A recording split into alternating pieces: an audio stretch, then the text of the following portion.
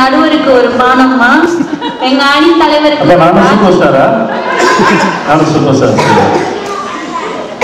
காந்தியை மகாத்மா காந்தியாய் மாற்றியது மனைவி கஸ்தூரிபாய். 19ஆம் நூற்றாண்டுல பாத்தீங்கன்னா குஜராத் குடும்பத்தில் அந்த குடும்பத்தில எல்லாம் சுரண்டல்கள் அதிகமாக இருந்தது.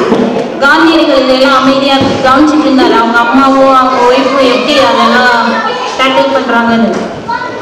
அந்த இடத்துல தான் அவர் அகிம்சையை கற்றுக்கொண்டார். அந்த அகிம்சையை தான் பயன்படுத்தினார். இங்க புத்தரை எடுத்துக்கோங்க. எனக்கு நான் குடும்ப பொறுப்பெல்லாம் உதவிட்டு போயிட்டாரு.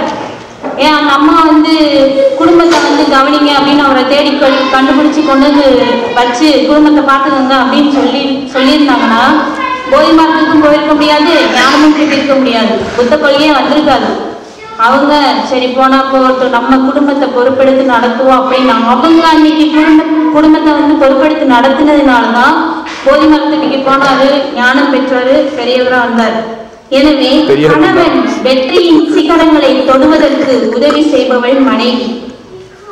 அப்புறம் இந்த காத்தல், படைத்தல், அழைத்தல் எல்லாமே சொன்னாங்க. பானம்மா வேதத்தை சரியா வாசிக்கணும்னு நினைக்கிறேன். ஆதிபராசக்தியின் மூலமே பிரம்மதேவன், மகாவிஷ்ணு, மகேஸ்வரன் இவர்களோட மூலமே ஆதிபராசக்தி தான். வேதம் சொல்லுது ஆதிசக்தி தான் இவர்கள் மூவருக்கும் மூலம். இவர்களிடத்திலிருந்துதான் அவங்க 3 பேர் வந்தாங்க.